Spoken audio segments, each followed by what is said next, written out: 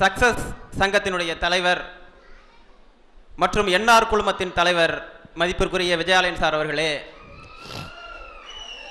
Rotary success குடும்ப உறுப்பினர்களே, மாணவர்களே, பட்டிமன்றத்தின் நடுவர் அவர்களே, எதிரணியில் அமர்ந்திருக்கக்கூடிய நண்பர்களே, உங்கள் அத்தனை பேருக்கும் என் அன்பின் வணக்கம், அன்பான வணக்கம்.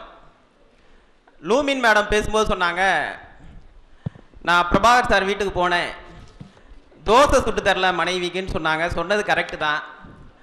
நம்ம தோசை சுட்டு தரலான்னு கிச்சனுக்குள்ளே போனோன்னா இந்த கரண்டியை இங்கே வைக்கணும், ஏன் அங்கே வச்ச, அங்கே வைக்கணும், ஏன் இங்கே வச்சேன்னு சொல்லி கடைசியா சூடு வச்சிடுறது. தோசை நம்ம சுல்லான்னு போனா நம்மளை சட்னி ஆக்கிடுறாங்க. அதனால தான் தோசை சுட போறதில்ல. மேரி மேடம் பேசும்போது சொன்னாங்க, மனைவிகள் எல்லாம் வேலைக்கு போறாங்க, ஆனா டெபிட் கார்டு கணவர் கண்ட்ரோல்ல இருக்கு. கரெக்ட், டெபிட் கார்டு கணவர் கண்ட்ரோல்ல இருக்கு, ஆனா கணவரே மனைவி கண்ட்ரோல்ல இருக்காரு. 15 ஆண்டுகளுக்கு முன்பாக திருச்சி தில்லை நகரில் அமைந்திருந்த இதே என்ஆர் ஐஏஎஸ் அகாடமியில் நான் மாணவனாக பயின்றவன். எனவே நான் உங்கள் முன்னால் நின்று பேசவில்லை, உங்களில் ஒருவனாக பேசுகிறேன் என்பதையும் நான் சொல்லிக்கொள்ள ஆசைப்படுகிறேன். நண்பர்களே, சகோதரிகளே, இந்தியாவிற்கு எப்போது சுதந்திரம் கிடைத்தது தெரியுமா? எந்த நாளை நாம் சுதந்திர நாளாக கொண்டாட முடியும் தெரியுமா?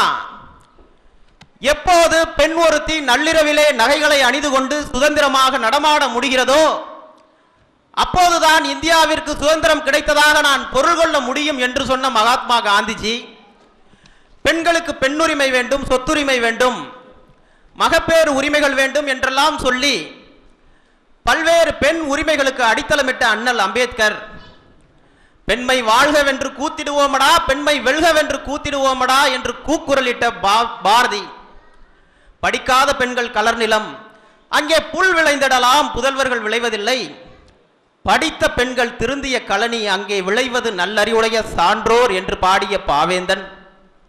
இப்படி அன்றிலிருந்து இன்று வரை பெண்கள் முன்னேற்றத்திற்கு ஆண்கள் தான் துணையாக இருந்திருக்கிறார்கள். நண்பர்களே, வேலுநாச்சியாரை பற்றி பேசினார்கள்.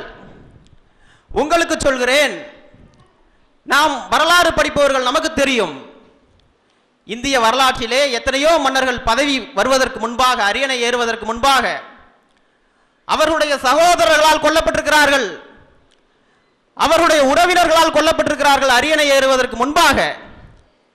ஆனால் இத்தனை ஆண்டுகள் கழித்து நாம் வேலுநாச்சியாரையும் ஜான்சி ராணியையும் பற்றி பேசுகிறோம் என்று சொன்னால், ஒரு வேலுநாச்சியார், ஒரு ஜான்சி ராணி உருவாவதற்கு எத்தனை ஆண் படை தளபதிகள், எத்தனை ஆண் படை வீரர்கள் உறுதுணையாக இருந்திருப்பார்கள் என்பதை நாம் மறக்க முடியாது. நண்பர்களை எதிரணியிலே சொன்னார்கள், ஆண் குழந்தை பெண் குழந்தை என்றெல்லாம் பேசினார்கள். இந்தியாவிலே பெண் சிசு கொலை என்கிற பழக்கம் வழக்கத்தில் இருந்தது. அது இந்தியாவில் இருந்தது, தமிழகத்திலும் கூட இருந்தது. ஆனால் இன்றைக்கு பெண் சிசு கொலை என்கிற பழக்கம் இல்லை. ஓரிரு இடங்களில் மட்டும் சட்டத்திற்கு எதிராக கருவிலே என்ன குழந்தை இருக்கிறது என்று பார்க்கிறார்கள். ஆனால் பெண் சிசு கொலை ஓரளவுக்கு முடிவுக்கு வந்துவிட்டது. இந்த பெண் சிசு கொலை முடிவுக்கு வந்ததற்கு காரணம் ஏதோ கடுமையான சட்டங்களும் தண்டனைகளும் அல்ல.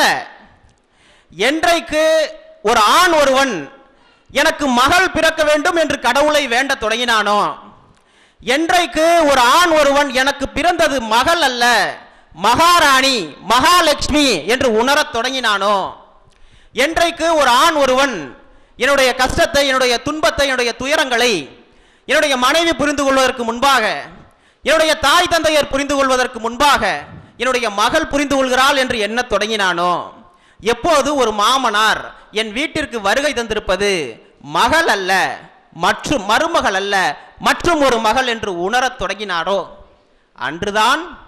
அன்றிலிருந்துதான் இந்த பெண் சிசு கொலைக்கு முடிவுரை எழுதப்பட்டிருப்பதாக நான் கருதுகிறேன். நீங்கள் மாலை நேரங்களிலே போக்குவரத்து குறைவாக இருக்கக்கூடிய சாலைகளில் சென்று பாருங்கள்.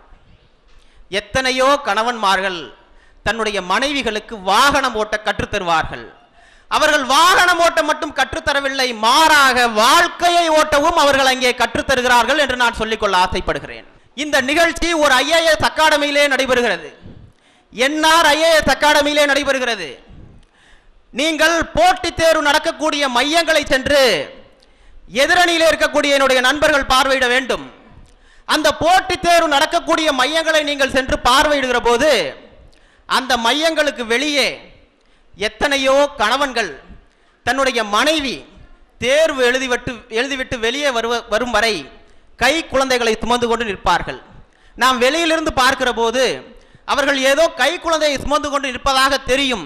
உண்மை அதுவல்ல. கணவன்கள் கை குழந்தையை மட்டும் சுமந்து கொண்டு நிற்கவில்லை, மாறாக தன்னுடைய மனைவிகளின் கனவுகளையும் சுமந்து கொண்டு அங்கே நிற்கிறார்கள் என்று நான் சொல்லிக்கொள்ள ஆசைப்படுகிறேன்.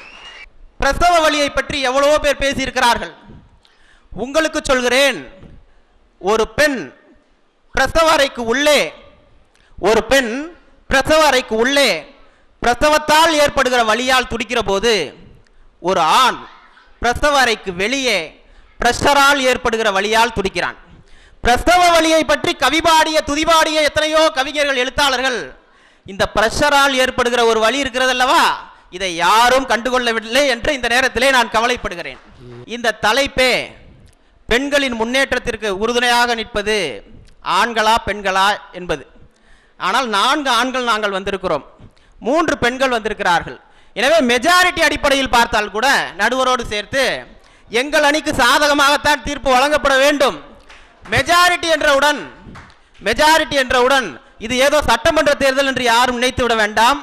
இது சட்டமன்ற தேர்தல் அல்ல, இது பட்டிமன்ற தேர்தல் என்பதை நான் சொல்லிக் கொள்கிறேன். நண்பர்களே, சகோதரிகளே, உங்களுக்கு சொல்கிறேன், ஒரு பெண் குழந்தை ஒரு வீட்டிலே இருந்தால் ஒரு தாய் என்ன நினைப்பாள்? அந்த பெண் குழந்தையை தன் குழந்தை என்று நினைப்பாள். ஆனால் ஒரு தந்தை அந்த பெண் குழந்தையை தன்னுடைய தாய் என்றும் தன்னுடைய சாமி என்றும் ஒரு தந்தை நினைக்கிறான். பழைய பாடல் ஒன்று உண்டு, எனக்கோர் மகன் பிறப்பான் அவன் என்னை போலவே இருப்பான் என்பது பழைய பாடல். எனக்கோர் மகன் பிறப்பான் அவன் என்னை போலவே இருப்பான் என்பது பழைய பாடல். எனக்கோர் மகள் பிறப்பால் அவள் எனக்காகவே இருப்பாள் என்பது புதிய பாடல் என்று நான் சொல்கிறேன். நண்பர்களே, கோயிலின் கருவறைக்கு உள்ளே சூடமேற்றும் உரிமை வேண்டுமானால் ஆண்களுக்கு இருக்கலாம். ஆனால் வீட்டின் பூஜை அறைகளில் விளக்கேற்றும் உரிமை பெண்களுக்குத்தான் இருக்கிறது. எனவே வண்டி ஓடுவதற்கு உதவியாக இருப்பது சக்கரம், பெண்கள் சுதந்திரமாக ஓடுவதற்கு உதவியாக இருப்பது ஆண்களின் நல்ல குணம். பெண்களின் வெற்றிக்கு ஆண்களே காரணம் என்று சொல்லி நன்றி பாராட்டி உரை முடிக்கிறேன். வணக்கம். அருமையான